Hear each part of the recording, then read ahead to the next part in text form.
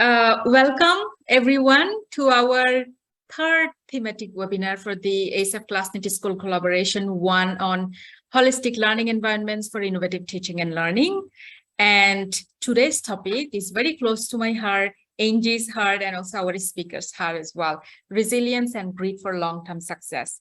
And I think as educators, we will also, felt the connection that this topic is really important. So I hope all of you are really excited. And as usual, we start with saying a very good morning to you, to those of you who are in Europe, and a very good afternoon to those of us who are in Asia. So let me introduce our speakers for today. And I think I mentioned during last session, I'm very happy to welcome our speakers today because she's not only our speaker for today, she's also my professor from my master's degree. So it's such a pleasure to introduce Dr. Julia Kosar Aldinyalken.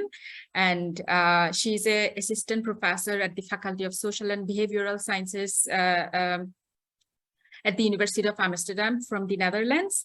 So Professor Julia, as if I put according to my classmates from my master's program and my own supervisor, is the best person if you want to understand pedagogy. So it's such a, I'm grateful that she made time for our session today, and I hope that you will have a very informative, interactive, and inspiring session. So why are we addressing today's session on resilience and grit? As educators, you often focus on, teaching subject content, right? But topics such as resilience and grit that are really important for a learner's long-term success is often not addressed in teaching and learning environment. So we hope that after today's session, you will get some insights that you can use to improve your teaching and learning practices. And today we'll have a breakout sessions to discuss and reflect on your own views, as well as an interactive question and answer session with the speakers at the end of the session. So without this, I hand over the platform to our speaker, and I'm going to share the slides for today. So give me a few seconds as I prepare the slide. Thank you very much. Thank you also for the very nice introduction and nice words. Good morning from Amsterdam and good afternoon for those in Asia. We are going to talk about, as Jyoti introduced, a very important topic. Has been increasingly important topic for education, actually, resilience and grit. We have seen that educationalists, but also researchers, increasingly invested on these two issues. And in this seminar, we are going to talk about their what do they mean, why they have become so important, what can teachers do to promote them, are there any negative implications of focusing on resilience and grit, and what does it mean for the future of education or focus on these issues. So can we go to the next slide? Yes. So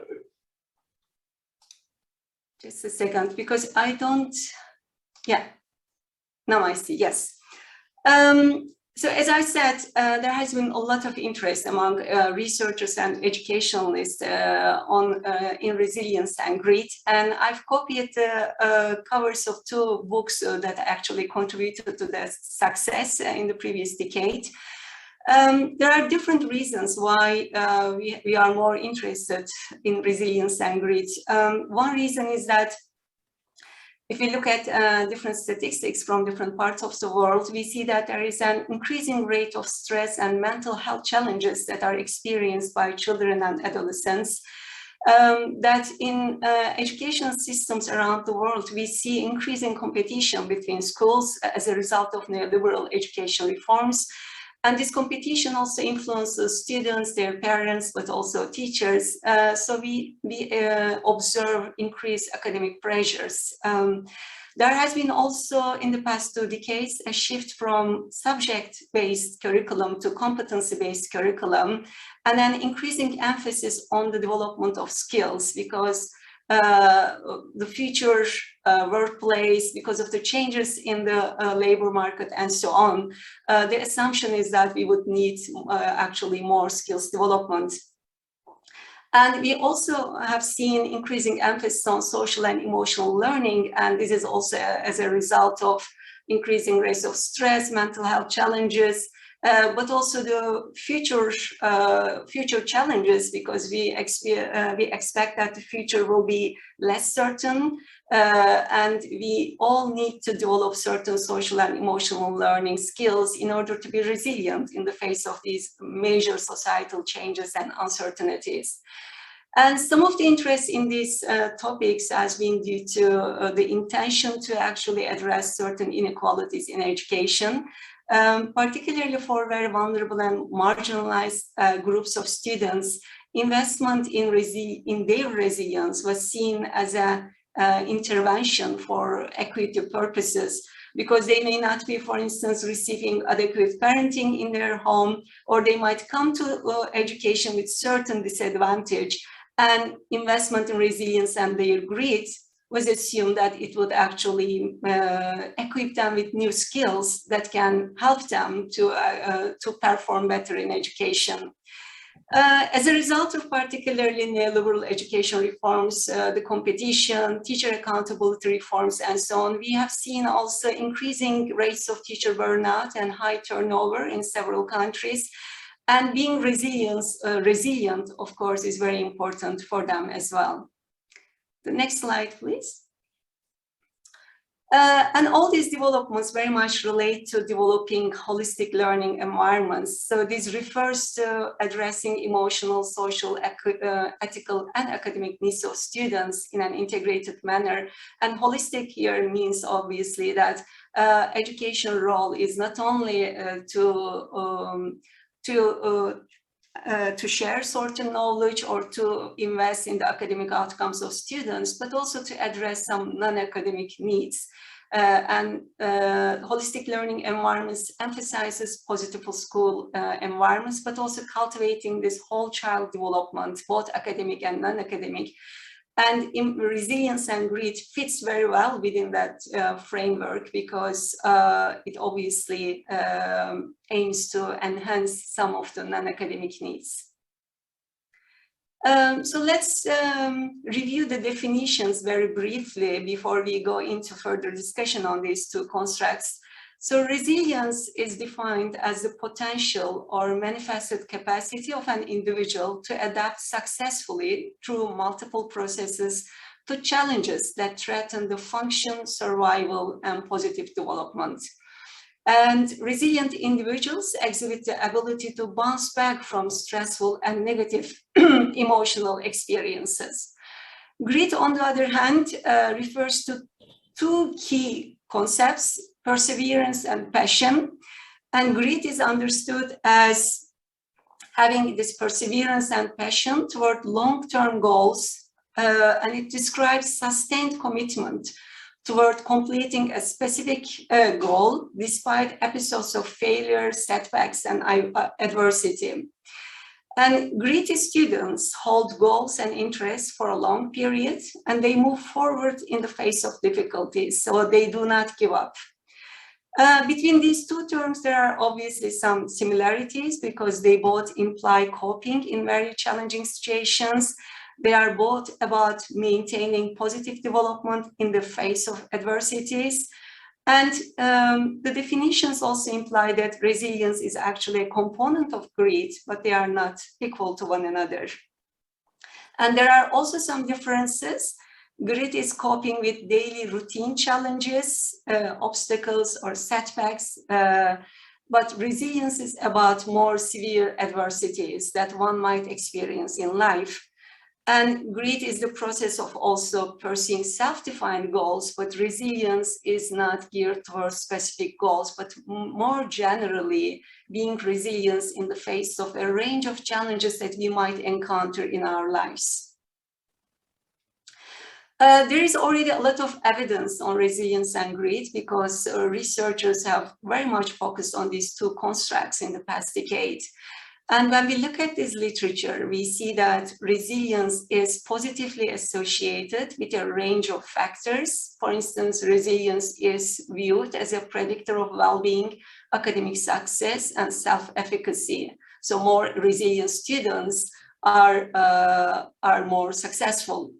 And there is also a negative association between resilience and mental ill-being. And some of the aspects that were studied within the concepts include depression, negative emotions, and anxiety.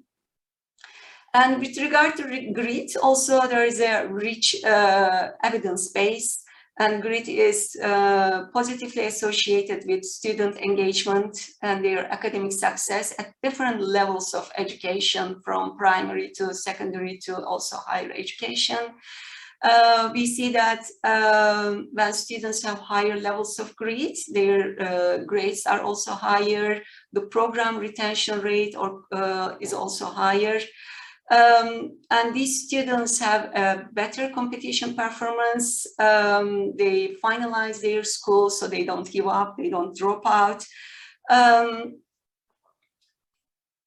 And also some other aspects that are related includes, for instance, school burnout and depression levels, that these are also negatively associated with grit. And these students also have higher levels of life satisfaction and higher sense of meaning in life. We should also keep in mind that all the literature is not just positive about particularly grit. Actually, about resilience literature, it's mainly quite positive. But within the grit literature, there are also some discussions and some other voices as well, some critique. So most of the evidence on grit is based on actually 4 specific assumptions: that grit represents perseverance and passion for long-term goals, that grit is not only an excellent predictor of success and performance, but also the secret to success, that grit is a stronger predictor of success compared to others. And the 4th one is that interventions designed to raise the grit level of students are likely to succeed. And there are some very recent systematic reviews of literature. And these kind of systematic reviews raise some questions that these 4 assumptions are not necessarily true in every context. That there is actually even some evidence that contradicts these assumptions. Can we move to the next one?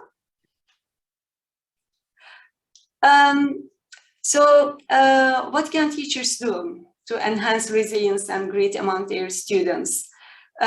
From the literature and from some of the experts in this field, I listed some key elements, but this list, of course, is not exhaustive. And from previous interventions, we know that building a goal-oriented school culture, building high education aspirations, and holding a strong life purpose are positively associated with higher levels of grit and resilience. It's also very important to integrate a growth mindset in schools, and teachers can promote this growth mindset by conveying to students that intelligence and the ability to learn are not fixed, that with sustained effort and hard work, students can actually improve their IQ, but also improve their ability to learn, and they can be very successful. Role modeling is also very important. Teachers can introduce their students to some highly successful historical figures or some individuals in their immediate environment who have actually demonstrated perseverance and passion for specific goals and who have succeeded. And these kind of individuals can be quite inspiring for the students. Teachers can also do some reflective exercises in the class in order to discuss different attributes of resilience and grit. And students can self-reflect to what extent they actually have these qualities in themselves, and what qualities they are missing, and how they can actually improve those qualities. And one way of doing this is measuring grit and resilience by using some publicly available measurement scales. And teachers, for instance, use these scales in the classroom. Students can fill in the forms, and then they can see where they are in terms of their grit levels. And then they can discuss different measures. But one needs to be also critical of these measures, because one of the grit measure refers to having a long-term like passion for a specific goal. And for very young children, particularly at primary, even at the early secondary level, it's important that children have a wide variety of interests, that they are not fixated on being a doctor or pianist or this or that, that they are open to different possibilities and what they want to be in the future. And mindfulness interventions is quite important, because this has been actually the most popular intervention to enhance resilience and grit in schools. Some experts refer to a silent mindfulness revolution, particularly in Western countries. Mindfulness has been a tradition in certain Asian countries already. But we have seen this only in the past few decades in the West, and some refer to it as a revolution. And it's silent because we don't maybe talk about it that much, but we have seen that actually mindfulness practices are increasingly incorporated to military, to health sector, to business quite a lot, and increasingly in education as well. So what is mindfulness? The person who is actually credited for mainstreaming mindfulness in the West, John Kabat-Zinn, refers to mindfulness as the art of conscious living. And he also describes it as paying attention in a particular way, on purpose, in the present moment, and in a non-judgmental way. So being observant in our own life with these qualities seemingly makes quite a huge difference in the quality of our lives.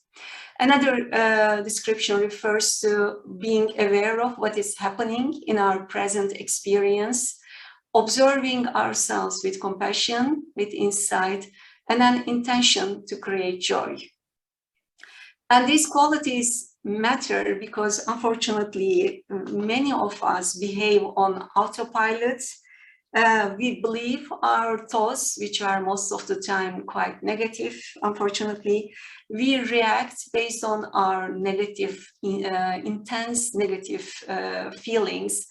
And this way of living creates additional stress and a lot of suffering. So mind-made suffering as well. Next slide, please. There have been different forms of mindfulness interventions in education. Some of them target only students, some of them teachers, and some of the programs target both of them. Some very well-known programs include Mindful Kids, MindUp.B program, which was actually implemented in many countries across different continents, and Inner Kids. And all these programs have different, they differ in terms of their frequency, the length of the program, but they are 8 weeks programs. And they include a range of practices, including meditation, body scan, breathing exercises, journaling, tasting, drawing, and guided imagination. And through these regular practices, what happens is that these practices actually in small steps reshapes our brain and deactivates parts of our brain that are associated with anxiety and stress. And these practices shape our brain in a way that it functions in a more optimal way, in a way that actually also minimizes suffering and stress. Next one. Yeah. So there is a lot of research also on positive outcomes of mindfulness interventions. I myself also studied mindfulness interventions at higher education level. Some existing evidence points to a very clear relationship between mindfulness practices and improved self-awareness, improved self-esteem and confidence, improvements in interpersonal and intrapersonal relationships. Here, intrapersonal relates to the way that we relate to ourselves. Are we gentle with ourselves, or do we have a very active inner judge, for instance? So there is also positive relationship between improved capacity to cope with stress, managing negative and distressing emotions, and gaining mastery over particularly negative emotions, which tend to make us react and take decisions that are self-defeating eventually. Mindfulness is also associated with decline in overthinking, anxiety, and worry. There is also decreased levels of depression and irritability. And mindfulness also among students increase their concentration, attention, and focus, which is hugely important, particularly considering that attention deficit is a quite common problem at the moment because of social media use, distractions, and so on. Mindfulness also improves working memory. There are very clear linkages with increased and improved academic performance. We also see that people who practice mindfulness, their capacity to self-care and self-compassion also increases. And finally, all these elements also lead to very positive improvement in well-being, overall resilience, and even physical health. The next one. So I want to conclude, after all this very positive review of current literature, I want to also refer to some critical thoughts on this. So much focus on how, to what extent the individuals are resilient or to what extent they have high grit levels might lead to an overemphasis of individual qualities, and we might be attempted to actually individualize failure and success, because these constructs very much emphasize our own internal motivation and our own capacity to be resilient in the face of adversities and so on. But such focus on the individuals would lead to an oversight of systematic issues that actually trap some of the students in the sense that they become more disadvantaged when they come to education system. And this includes income inequalities, for instance, exclusion and discrimination that they might be experiencing because of their linguistic, ethnic, or religious background or migration background, and so on. Or some systematic issues that make education system or education in general quite stressful. For instance, this increasing competition, accountability-based education reforms, and so on. So since resilience and grit is mainly studied from a psychological perspective and mainly by psychologists, we see that they very much emphasize these individual characteristics, and they actually omit the context within which these individuals operate. So we need more sociological studies on this topic to understand how the structure within which actually the individuals function also influences resilience and grit. And my personal view on this is that we should move away from a polarized discussion on this, and we should invest both in child's agency as well as in systemic change, because especially considering the future that we are facing some major societal and global challenges, for instance, climate change, labor market changes, demographics, we have just came through a pandemic and there might be new ones, that we all need to actually develop certain skills to be more resilient. And in that regard, instead of individual interventions, teaching psychology as a subject could be also one of the way forward. And we need to not just focus on students' resilience, but also teachers' well-being and resilience, because if they are not well, they cannot also actually promote academic or non-academic qualities among their students. So let me stop here. We are going to now discuss these issues in breakout rooms. because we thought that would be also good for you to also meet one another and to share your experiences with maybe interventions related to resilience and grit. There are some breakout rooms that are created and you will be assigned very soon.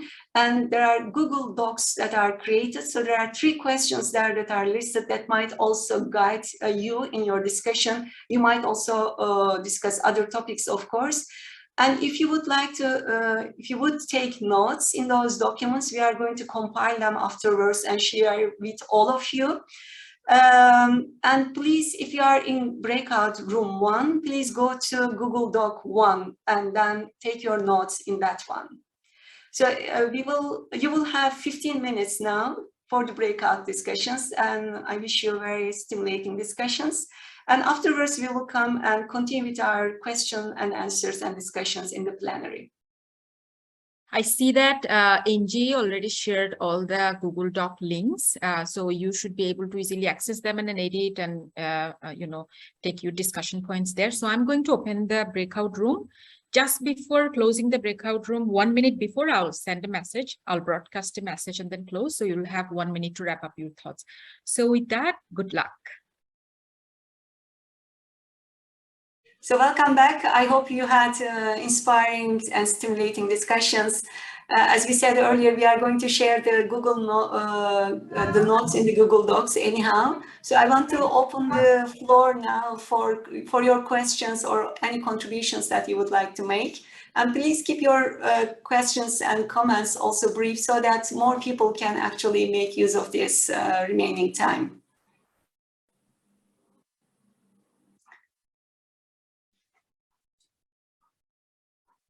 We have a question in the chat box from Mark Nelvenas. Is it taught or caught? Yeah. And yeah.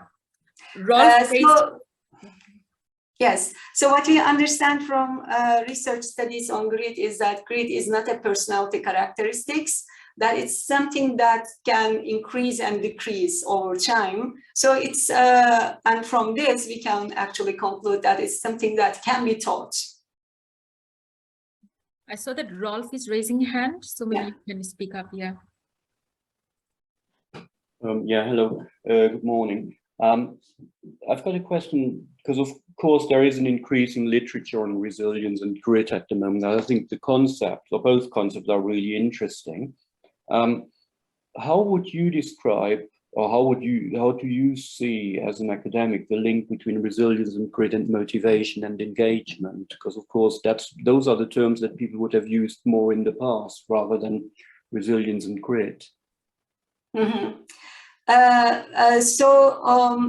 mean, grit, the passion and perseverance, particularly you can't, I mean, persevere in a specific long-term goal if you are not motivated. So increasingly, we have seen also studies in motivation, but grit is, they are studied in education research separately, and grit levels, high levels of grit is associated positively with high student motivation and student engagement. But these are all very interlinked, and methodologically, they try to actually separate these constructs and study and so on. But for us as educationists, what is important that they are very much interlinked actually and positively associated. Okay, thank you. Yeah. I saw Jesua, Christina, she raised her hand. Please go ahead. Yeah. Yes, good afternoon, everyone. Julia, am I correct? Yes. Do we have an instrument to measure the resilience or the grit of a person? For example, in research, do we use some instruments for that? Yes, there is actually a publicly available grit measurement scale. And maybe we can share it afterwards with all the participants, Jyoti. I can put the link.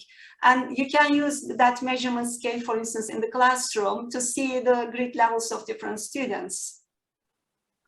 Like as Thank you so much. Yes, of course, you're welcome.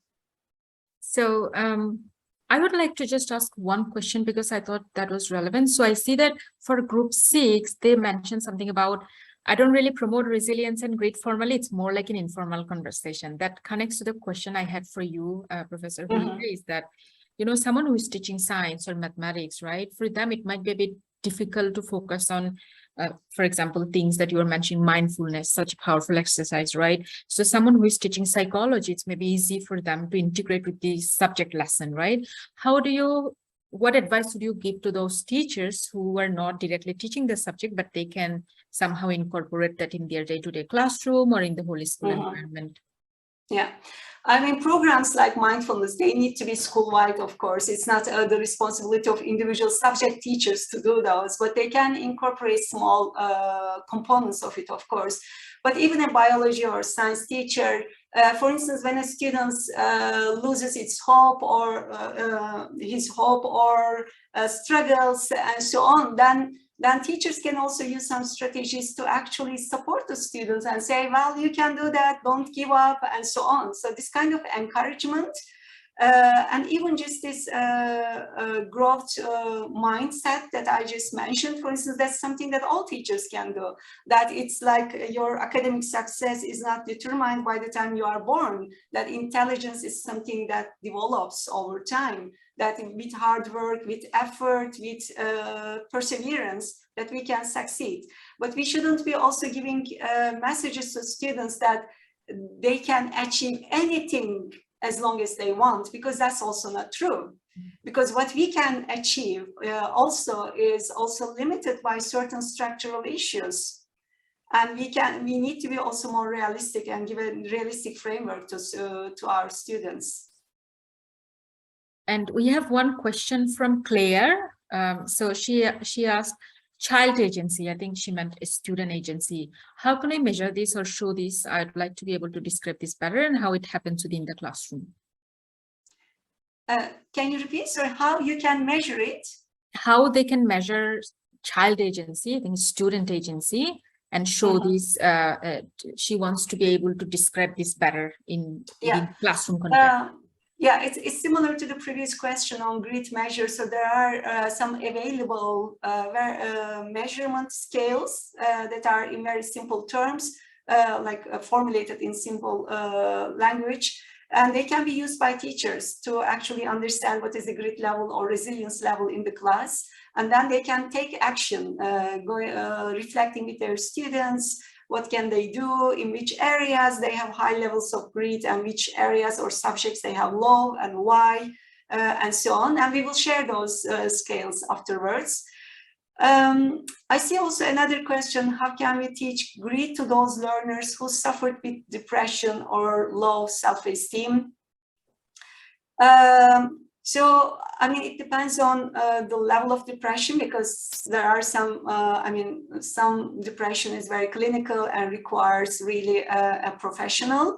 And in that sense, the students should be actually referred to counselors. But we know from studies that mindfulness practices really help a lot with depression symptoms and low self-esteem, that it really increases students' confidence. So maybe teachers can also promote implementation of some mindfulness practices in their schools. And it includes different components. It can be also adapted to the different student background or school settings. And I'm personally also very much an advocate of mindfulness interventions, and yeah, they can do wonders, I think. Any other question? Doing action research in the school, yes. Are there any other questions? Or if you have any comments, really.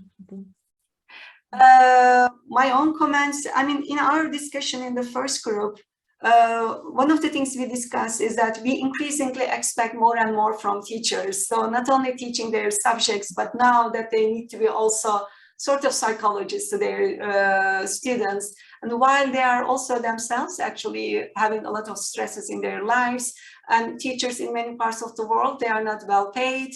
their status is not what they deserve actually, and so on. So while we are not giving enough resources to teachers, we are saying that, okay, now you are not supposed to only teach the subject, but you need to do this and that. You need to improve resilience, grit, and you need to be a sort of a psychologist to your students.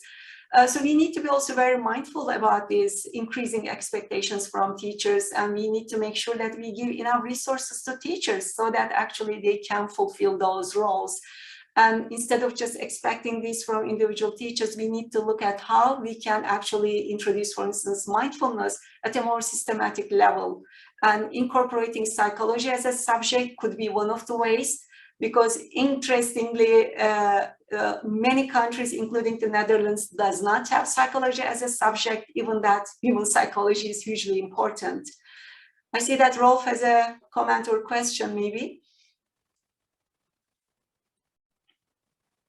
Sorry, I just need to unmute myself. Just a very short comment regarding the role of teachers. At our school, we do coaching, individual coaching and group coaching with our students, and it's never the form tutor or the class teacher, and it's generally also a teacher who does not actually teach that group of students. And in some ways, it is very successful because it looks exactly at factors like grit, resilience, and how we can develop this. On the other hand, what we also have found is that especially with more sort of deep-seated psychological problems like depression or like difficult family situations, as teachers, we do also have to be aware of our limitations in our skills as teachers. We're not psychologists and we're not counselors. And that's really sort of a balance that we're trying to get right. And that's not necessarily always easy, especially for teachers who are not that experienced and then almost feel, well, I have to take this on, whereas we have to sometimes say, well, actually, no, this is far beyond my skill set as I'm an English teacher. So that goes beyond what I can do as an English teacher, as a class teacher, and so on. Yeah. No, very true. And our discussion was also alongside these points as well. But of course, all teachers have a role in providing a safe classroom environment, an environment where all students feel like they belong, that they can make contributions, that it's okay to make a mistake. So, for instance, aspects like this are hugely important for resilient, for stimulating classrooms, and all of them have a role, but we can't expect teachers to be psychologists at the same time. We need to train them, we need to address their own stresses and problems in life, and we need to address these issues more systematically.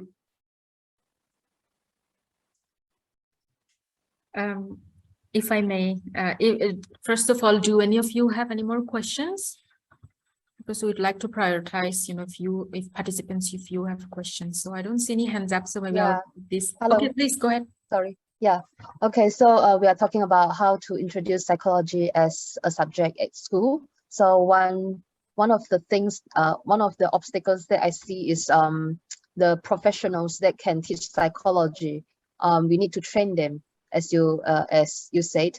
So may I ask if school counselors could take over this role of teaching psychology as a subject? Yeah, I think it very much depends on the country, on education system, because regulations really differ.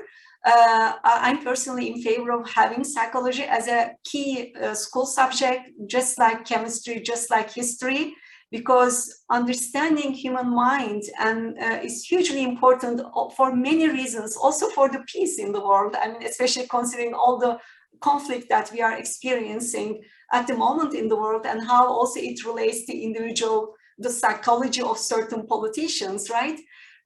So in different countries, to what extent this can be a subject or not, really differs per context, per resources, regulations, policies, and school psychologists can definitely, in my opinion, at least organize some extracurricular activities that addresses these issues. Thank you. So related to this question, as Shimini were also referring to, if psych counselors, they can take over the role. I think in a way, especially when we went through the pandemic, in a way, everybody somehow had to take on that role and support their students. So as you are all aware, we are producing a handbook on well-being, and where Dr. Hulya, she also contributed a chapter on the same topic, and all the tips and tricks and suggestions on the topic for teaching resilience and grit are there. However, one example that I can highlight from that book that was contributed by participants from our previous session is called Kindness Calendar. So you'll be learning about it in the book. So when COVID happened and everyone was really overwhelmed in a school environment, going through depression and, you know, unexpected situation, uncertainty, the school in Cyprus, where our participant was from, Mark, so what they did, they introduced a kindness calendar and dedicated time. So every day, as Dr. Hulya was mentioning, reflection exercise, right? Really important for resilience in grit. So what they did, before the class begins, they will take some time to talk about kindness towards themselves, towards others. So we thought really it was a powerful example, and we are featuring it as part of the exercise for this chapter. So you will learn more about it in the handbook. So that's just an example. So any more last concluding thoughts from anyone? Okay. So maybe I can start with thanking all of you for your participation. It's a great honor to meet with you all from very different countries. So Jyoti is going to share the notes and also the book chapter. And if you have any questions, please also feel free to contact me. Thank you very much. Thank you. Thank you. So before you leave, just a reminder as usual, the next session takes place next week, Thursday, 27th of October, same time, on teaching social and emotional skills by Dr. Edison Fermin from the National Teachers College from the Philippines. So with this, a very warm thank you to our speaker today and to you for actively participating. And we will see you during our next session. And look out for all the resources on e-learning platform. We'll upload the presentation slides and any reading recommendations on the SFC learning platform. Thank you.